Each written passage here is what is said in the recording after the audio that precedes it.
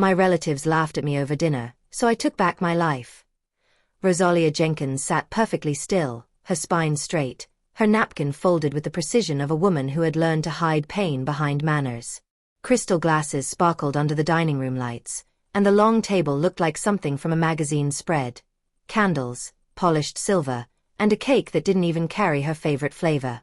Around her, voices had been bright all evening, too bright, the kind that never belonged to her birthday but to Brittany's idea of a performance. Hit that subscribe button and tap the bell icon so you never miss our latest uploads. Brittany Wallace rose with practiced confidence, lifting her wine glass. Her smile was familiar in the way a mask becomes familiar when you've stared at it for years. "A toast," she announced, letting the word hang for attention. Then she tilted her head toward Rosalia, sweet as sugar on the surface. "To the mother-in-law who pays the bills, but will never be a real mother." The sentence landed like a slap that made no sound. For a heartbeat, the room forgot how to breathe. Forks paused midair. Someone let out an uncomfortable laugh that died immediately. Rosalia felt every eye flick toward her, hungry for reaction, hungry for drama. Beside Brittany, Ethan, Rosalia's only son, stared down at his plate as if the porcelain could swallow him. His cheeks flushed, then drained. He didn't reach for Rosalia's hand. He didn't clear his throat to defend her. He simply sat there, an adult man shrinking into silence. Rosalia held her expression steady. Inside, something cracked, not loudly, not in a way anyone could hear, but cleanly, like glass split by a single precise tap. 15 years. 15 long years of opening her life like a bank vault for the people at this table. She had paid for roofs and repairs, trips and tuition, emergencies and emergencies. She had funded a life that was never truly hers to enjoy. And Brittany had just announced, in front of strangers, what Rosalia had tried not to name. Rosalia's hand slipped into her purse. Her fingers closed around cool metal. She drew out a small golden key, heavy, unmistakable, and placed it in the center of the table, right beside a folded piece of paper she had prepared that morning. The key touched the wood with a soft clink, yet the sound seemed to echo. Ethan's eyes snapped up. He recognized it instantly. He leaned forward, read the note, and his face changed as if someone had turned off the lights inside him. Terror washed over his features. "Mom," he stammered, voice cracking. "Tell me you didn't." Rosalia stood. Her black dress moved with her, quiet and decisive. She didn't look at Brittany. She didn't look at the guests. She didn't look at the cake that tasted like someone else's celebration. She simply walked away, each step a clean break from the room's stunned silence, from 15 years of humiliation disguised as family generosity. Outside, night air cooled her skin. Her breath came steady, but deep. She slid into her car and sat with her hands on the steering wheel as though she were learning how to drive again. The streetlights blurred softly in her peripheral vision. There was no triumph in her chest, not yet. There was only something sharper, something that felt like waking up. 2 decades earlier, Rosalia had first stepped into a different house with a different version of herself. She had been 49, newly widowed, standing in the hollow space left by Robert Jenkins. He had died in an accident that still arrived in her mind like a sudden siren, even years later. Grief had made her quiet, but it had not made her weak. Robert had left her a considerable inheritance, yes, but he had also left her a thriving construction business and the knowledge of how to run it. Rosalia learned quickly that the world did not soften for a woman just because she had lost her husband. It sharpened its expectations instead. So she met those expectations with long hours and clean decisions. She expanded contracts, negotiated with men who assumed she would crumble, and proved, again and again, that she would not. Ethan had been 18 when Robert died, old enough to understand loss, young enough to be tempted by escape. Rosalia offered him a place in the business, a future, a path. Ethan took some of it at first, then drifted, then insisted he would find his own way. Rosalia told herself that independence was good. She told herself he would mature.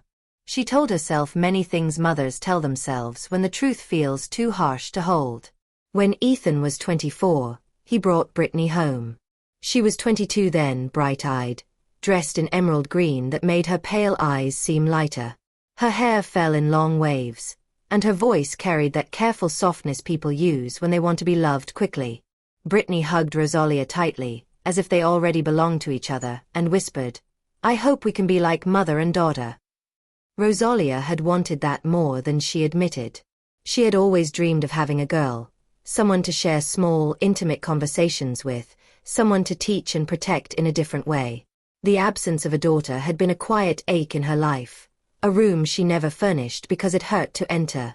So when Brittany called her mom in the first months, when Brittany asked for recipes and home decor advice, when Brittany insisted on lunch dates and shopping days, Rosalia let herself believe. She let herself step into the role Brittany offered: mother-in-law, mentor, benefactor, friend. The help started with something that felt harmless: a down payment for a starter home. "Just until we get settled," Ethan said. "We'll handle the rest." Rosalia smiled and wrote the check. Then came the car. "The used one isn't safe," Brittany said, hands pressed to her stomach as if her future children already lived there. "We can't risk it."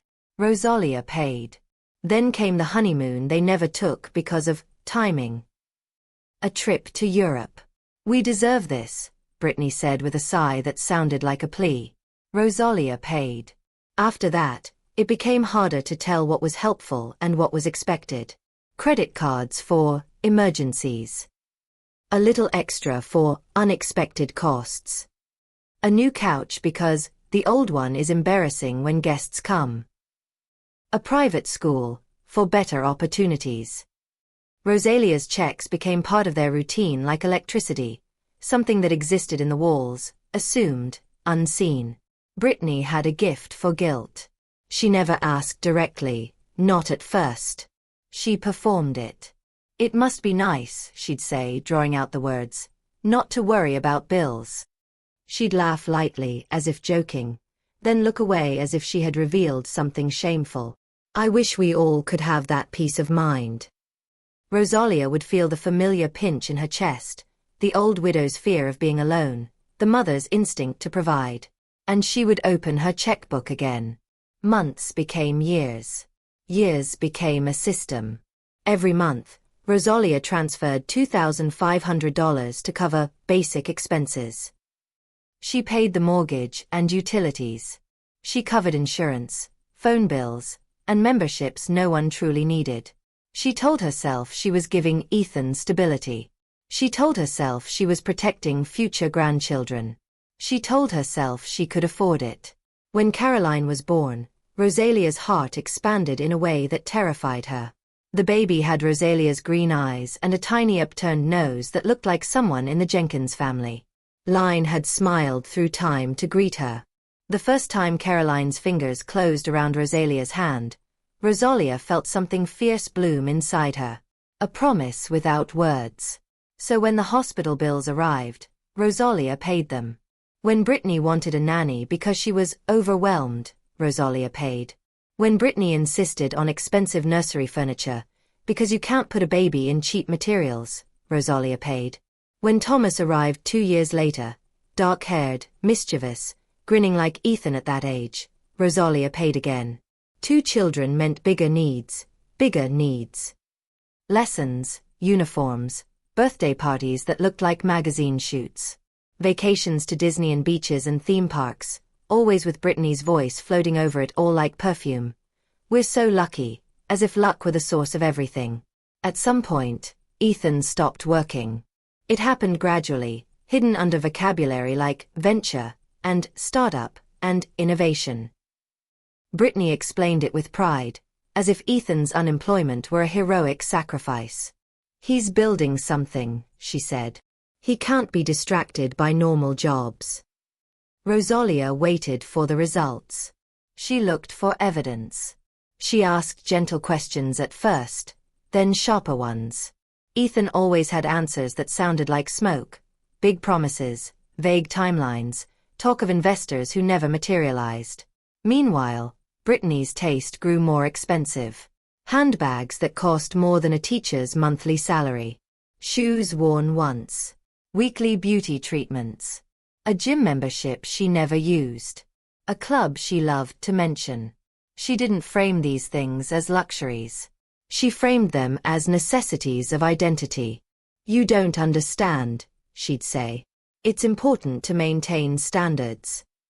Rosalia tried to set boundaries more than once. Each time, Brittany had a script. "The children need stability," Brittany would say, eyes shining with tears that always appeared on cue. "We don't want them to grow up feeling like they're missing something." Or, "Ethan is under so much stress. If we add financial worry, he could get sick." And Rosalia, who had survived widowhood, built a company, negotiated contracts, found herself folding under a daughter-in-law's manufactured fragility. Because it was easier to pay than to fight. Because the grandchildren were there, watching, loving her without understanding. Because Rosalia kept mistaking money for peace. Over the years, gratitude thinned into entitlement. "The bills are due," Brittany would mention casually. "The tuition is coming up. The kids' activities cost more this year." It was spoken like weather, inevitable, unquestioned. Rosalia once calculated the total. Over 15 years, the number climbed past $400,000, and that count didn't even include holidays or gifts or last-minute crises. The figure stunned her for a moment, then she shoved it away. Counting felt petty, she told herself. Love wasn't accounting. But the dinner, her 69th birthday dinner, made the accounting unavoidable. From the moment she arrived, Rosalia sensed the wrongness. Brittany had invited people Rosalia didn't know, friends with polished smiles and eyes that measured. They greeted Rosalia like she was part of the entertainment. Brittany moved through the room like a hostess of a party meant to impress someone else, laughing too loudly, touching Rosalia's shoulder in a way that felt like ownership. During dinner, Brittany's comments came in little needles. "Older people can cling too tightly," she said, cutting her food with careful elegance. "It's important to have your own space, you know? Each generation deserves to live without interference." Rosalia stared at her plate and said nothing. Ethan laughed weakly, as if the comment had no target. The cake arrived. Chocolate. Rosalia hated chocolate. Brittany loved it. And then Brittany stood for the toast and said the quiet part out loud, turning Rosalia into a punchline in front of strangers. Now in her car, Rosalia gripped the wheel until her knuckles lightened. She drove home in silence, entered her apartment, and poured herself a glass of wine she barely tasted. The city beyond her window flickered, indifferent and beautiful. Her reflection stared back at her in the glass. Tired, yes, but not defeated. She walked to her desk and pulled out what she had avoided looking at for years. Deeds, statements, transfer records. Evidence that her help had become a pipeline. The house deed sat there in black and white. Maple Street property. Owner: Rosalia Jenkins. She stared at the page until the letters stopped being ink and started being power. If love demanded payment, it wasn't love. It was a transaction. Rosalia picked up the phone and dialed her lawyer, Greg Stevens, a man who spoke in facts and never flinched. It was late, nearly 10, but Greg answered on the second ring, as if he knew. "Rosalia," he said, "is everything all right?" "No," she replied, surprising herself with how steady her voice sounded. "And yes. I need you to prepare eviction documents for the Maple Street property first thing in the morning. And I want every additional credit card under my accounts cancelled." A pause. "Are you sure?" "I've never been more sure," Rosalia said. "Handle it like what it is, Greg. A legal matter." Greg exhaled softly. "Understood. I'll start tonight." When Rosalia ended the call, her apartment felt quiet, like the moment after a storm changes direction. The phone in her hand was warm from use, but her palms were steady. The decision had settled into her bones. Tomorrow, the money will stop.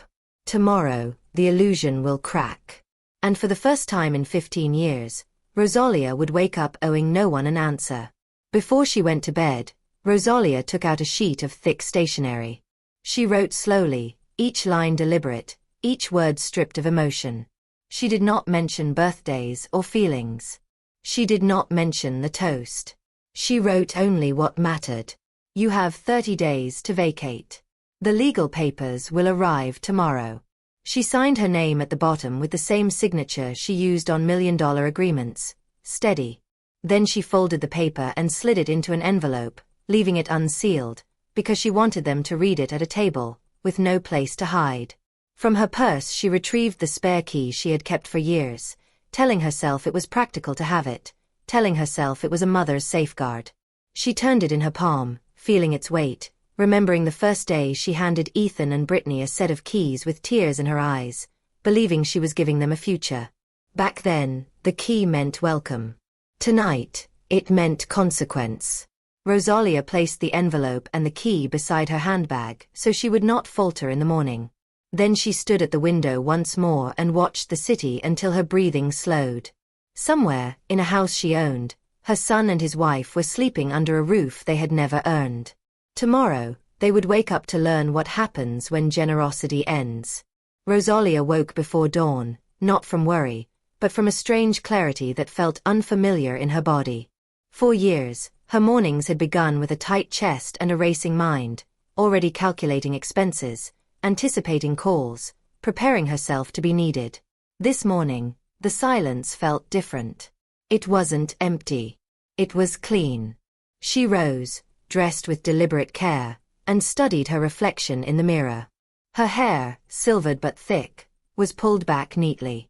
Her green eyes still carried sharpness beneath the fatigue.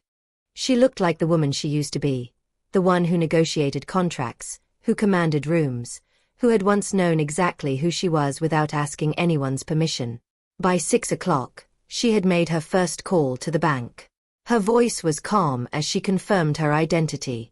One by one, the transfers were listed aloud by the bank representative, each one a reminder of how deeply her generosity had embedded itself into someone else's life. The monthly expense transfer. Cancelled. The car payment. Cancelled. The extracurricular activity fund. Cancelled. The club membership. Cancelled.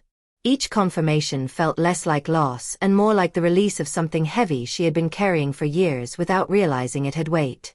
When the call ended, Rosalia set her phone down and sat still for a moment, allowing the silence to settle. There was no immediate relief, no rush of victory, just certainty. Her next call was to Greg. He confirmed that the eviction documents would be delivered that afternoon and explained the legal framework in precise, unemotional terms. Rosalia listened, absorbing each detail. She asked no questions about alternatives. There was none she wanted. By mid-morning, her phone began to ring.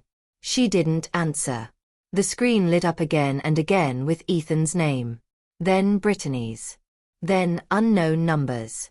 Each vibration was a familiar pressure she had responded to for years, but now it felt distant, like noise from another room. At 10:30, she finally answered.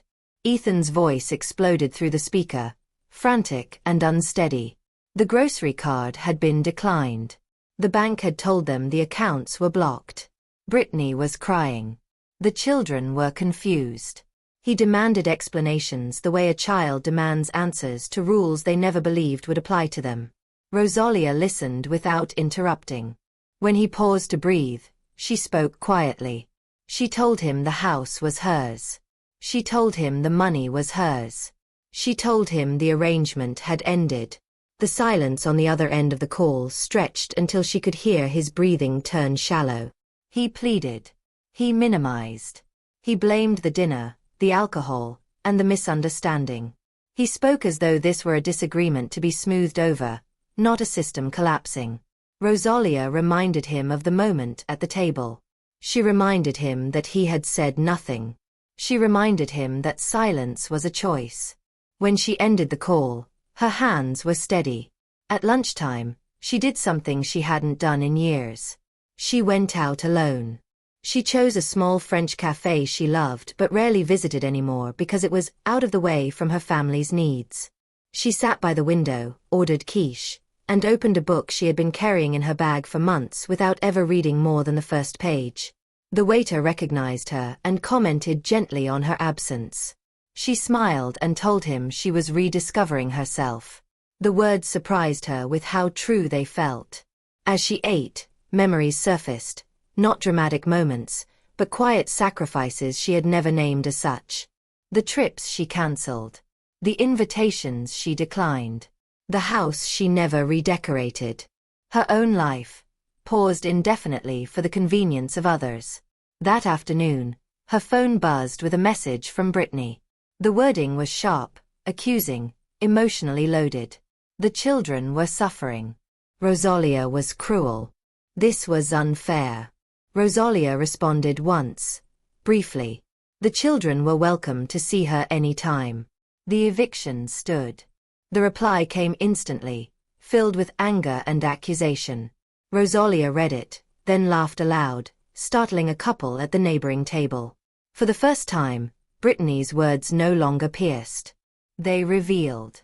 When Rosalia returned home, she found Ethan waiting in the lobby, seated like someone who had lost his place in the world. He looked smaller somehow, stripped of the confidence that came from knowing someone else would fix things. He followed her to the elevator, talking rapidly, explaining, pleading, promising future responsibility without evidence. Rosalia listened until they reached her door. Then she asked him a simple question. When was the last time you visited me without needing something? He couldn't answer. She asked another. When was the last time you defended me? Again, silence. She told him the documents would arrive that afternoon. She told him the timeline was firm. She told him the consequences were not punishment, but education. She closed the door and poured herself a glass of wine. Classical music filled the apartment, not to drown out noise, but to accompany peace. That evening, as the city darkened outside her windows, a text arrived from an unfamiliar number. It was Caroline. The message was tentative, confused, frightened. She asked if it was true that Rosalia didn't love them anymore. She said her father was crying. The words pierced deeper than anything Brittany had said. Rosalia replied immediately, carefully, assuring her granddaughter of love without condition.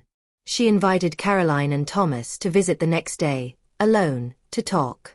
That night, Rosalia slept deeply. Not the restless sleep of exhaustion, but the heavy, restoring kind she hadn't known in years. The next morning, she woke without dread. She made herself breakfast, read the newspaper slowly, and let the day arrive without bracing for impact. Greg called mid-morning to confirm the documents had been delivered and signed for. Rosalia felt a brief tightening in her chest, then calm. She asked Greg to handle all future communication. She also requested her will be reviewed and revised. When she hung up, she called her sister. The conversation unfolded slowly, truth spilling where once there had been performance. When Rosalia finished, her sister named what Rosalia had never dared to say aloud. Survival. Abuse. Loss of self. The validation settled something deep inside her. That afternoon, Rosalia prepared for her grandchildren. She baked cookies, set out hot chocolate, and straightened the living room not as a host, but as a grandmother reclaiming her place. Caroline and Thomas arrived with Ethan, who looked exhausted and uncertain. Rosalia asked him to wait elsewhere. This conversation was not for him.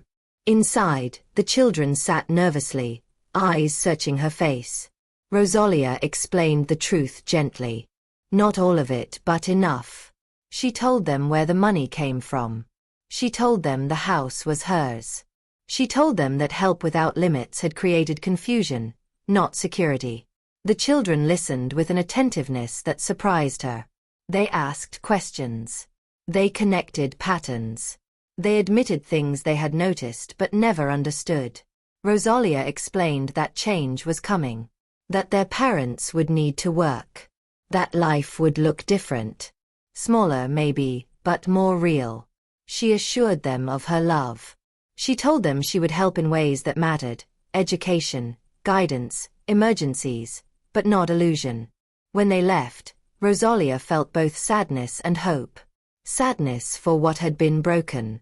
Hope for what might finally be built correctly. That night, Brittany called from a borrowed phone. The conversation was raw, defensive, and desperate. Brittany minimized, blamed alcohol, and begged for forgiveness. Rosalia listened, then named the truth. Apologies that arrive only when money disappears are not apologies. They are negotiations. She told Brittany what she had lost was not comfort, but complicity. She told her the children deserved honesty. She told her work was not punishment. When the call ended, Rosalia sat on her terrace watching the lights bloom across the city. For the first time in years, there was no urgency attached to tomorrow. She slept peacefully again. The following days brought more calls, more negotiations, more attempts to soften the boundary. Rosalia did not move it. Greg later informed her of additional financial discoveries. Credit cards opened without her consent. Tens of thousands of dollars in debt hidden behind her name. The betrayal stung sharply, but it no longer surprised her. It confirmed what she now understood. This had never been about love. It had been about access. Rosalia stood at her window that evening, phone silent beside her, and realized something quietly profound. She was no longer afraid of being alone. She was afraid only of ever forgetting herself again. Florence changed Rosalia in ways she hadn't anticipated. It wasn't only the beauty of the city or the freedom of moving through days without obligation. It was the absence of guilt. For the first time in decades, she spent money without mentally calculating who else might need it more. She ordered food she wanted, bought books she liked, lingered in museums without checking her phone. The world no longer demanded justification for her existence. She walked along the river most mornings, watching locals move with the unhurried confidence of people who belong to themselves. That sense of belonging slowly seeped into her bones. Back home, life continued without her financial gravity holding it in orbit. Ethan's days grew structured. Early mornings, sore muscles, exhaustion that came from effort rather than anxiety. He learned quickly that work did not reward intention, only consistency. Each paycheck felt earned in a way he had never experienced before. Pride, unfamiliar but grounding, replaced entitlement. Brittany struggled more visibly. Without credit cards and cushion, her world shrank fast. Luxury habits collapsed into necessity. Friends who once filled her schedule disappeared when dinners were no longer paid for. The social identity she had built on appearances began to crumble, exposing insecurity beneath it. She resented Rosalia deeply for that. But resentment could not pay rent. She took work she once considered beneath her. Translation assignments at first, then administrative tasks. The hours were long, the pay modest. She returned home tired in a way she had never allowed herself to be before. There were no spa appointments to recover from the day, no expensive comforts waiting. Only reality. The children felt the change most clearly. Caroline entered public school wary, guarded, convinced she would be judged. Instead, she discovered something unexpected: freedom. Without the pressure of image, she made friends easily. She joined clubs, volunteered, and discovered competence beyond consumption. Thomas learned that effort produced results. Lawns mowed meant money earned. Money earned meant choice. The simplicity of that equation fascinated him. At night, Rosalia received their messages with quiet pride. In Florence, she sat one evening at a cafe terrace as church bells rang across the city. She wrote in her diary again, pages filling with reflections she had never allowed herself before. She acknowledged her complicity honestly. Love had not blinded her. Fear had. Fear of aging alone. Fear of being unnecessary. Fear of losing connection. She forgave herself slowly. When she returned home weeks later, she did not rush to see her family. She unpacked first, cleaned her apartment, reclaimed her routines. The reunion would not be emotional theater. It would be measured. Greg updated her on everything she needed to know. Debts disputed. Credit secured. Boundaries maintained. One afternoon, Rosalia agreed to meet Ethan alone. They sat in a small cafe, neutral and quiet. Ethan spoke carefully, choosing words instead of reacting. He apologized without condition, without excuse. Not for the situation, but for the years of silence. Rosalia listened. She told him forgiveness was not a reset. It was a process built on sustained change. She told him she was proud of his effort, not his struggle. She told him she would never again rescue him from consequence. He accepted that. The following week, Rosalia met Brittany for the first time since everything had changed. They sat across from each other. No wine, no performance. Brittany looked older. Not aged, but stripped of polish. Her eyes carried exhaustion, but also something else, awareness. She did not apologize immediately. Instead, she spoke of loss, of identity, of anger, of feeling exposed. Rosalia listened. Then she spoke calmly, firmly, without cruelty. She named what had happened. She named the disrespect. She named the manipulation. She named the entitlement. Brittany tried to defend herself, then stopped. There was no ground left to stand on. She apologized eventually. Not elegantly. Not perfectly. But genuinely. Rosalia accepted the apology without embracing it. Some wounds heal slowly. Weeks passed. The family settled into their smaller apartment. It lacked grandeur but held warmth. Dinners were simpler. Arguments still happened, but they ended sooner. Work replaced resentment as the dominant exhaustion. Caroline continued to thrive. Thomas grew confident. Ethan worked hard. Brittany learned, slowly, painfully, that contribution mattered more than control. Rosalia maintained distance without withdrawal. She attended Caroline's school event quietly, sitting among other grandparents without being announced as a benefactor. She helped Thomas with homework. She shared stories of Robert and her early years building the business. Money was no longer the center of connection. One evening, Caroline asked her something that stayed with her. "Grandma, do you think this would have happened if you hadn't stopped helping?" Rosalia considered the question carefully. "No," she replied. "And that's why I had to stop." Months later, Rosalia revised her will. The changes were deliberate. Educational support remained. Emergency provisions existed. But unconditional inheritance without responsibility was gone. Greg reviewed it carefully. He did not question her resolve. On her 70th birthday, Rosalia did not attend a large family dinner. Instead, she traveled again, this time with Isabel. They celebrated quietly, laughing, remembering who they had been before life narrowed them. Back home, Ethan sent a message that night. Simple. Honest.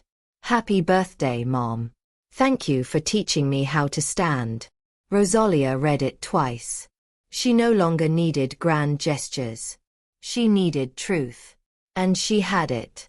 The year after the toast did not unfold like a movie ending where everyone suddenly became kinder, softer, perfect. Real change was slower than that. It arrived in small proofs, repeated until they began to feel like a new reality. Some days the family stumbled. Some days old habits tried to return. But the difference now was that Rosalia no longer rushed in to cushion the fall. She watched. She waited. She let them carry the weight of their choices, because carrying it was the only way they would learn its shape. She also learned her own shape again. In the weeks after her 70th birthday, Rosalia began rebuilding a life that belonged to her, not as an accessory to someone else's comfort but as a complete existence. She went back to the theater downtown and discovered she still loved live music. She joined a small book club that met twice a month, and she found herself laughing at opinions that had nothing to do with family conflict or finances. She returned to art galleries with Isabel, and sometimes she went alone, not because she was lonely, but because she enjoyed her own company. It surprised her how quickly the world expanded once she stopped shrinking herself to fit inside other people's emergencies. Caroline and Thomas visited regularly now, and their visits felt different. There was no nervous glance at Rosalia's purse, no subtle drift toward requests. Instead, they brought stories. Caroline spoke about school projects, friendships, and the growing confidence she felt when she earned things rather than receiving them. Thomas brought his soccer ball sometimes and asked Rosalia to watch him practice in the courtyard. He had started measuring his allowance and lawn money carefully, keeping notes on what he saved and what he spent. Rosalia didn't see greed in it. She saw understanding. On a quiet Saturday morning, Thomas sat at Rosalia's kitchen table with a stack of small bills and coins, counting them with concentration. He looked up suddenly, eyes wide with pride, and told her he had saved enough to buy the video game he had wanted for months. Rosalia smiled and asked him how it felt. He thought for a moment, then said it felt better than any gift. That sentence lodged inside her with a sweet weight of vindication. Not vindication as revenge, but as confirmation that her boundaries had created something good. Ethan changed in more visible ways. The work was hard, and it altered him. His shoulders broadened, his posture grew firmer. He began speaking differently, too. Less pleading, less blaming. More directness, more humility. The first time he came to Rosalia's apartment after a long shift, he didn't mention money or plans or needs. He asked her how she was. He asked about her trip with Isabel. He stayed for tea, and for the first time in years, Rosalia felt like she had a son rather than a dependent. But the change was not constant. Some old instincts still surfaced in him. Sometimes, when things went wrong, his eyes would flick toward Rosalia with that ancient hope of rescue. And every time, she would gently refuse the role. Not with cruelty. With calm. She learned that firmness didn't need drama. It needed consistency. Brittany's transformation was the most complex.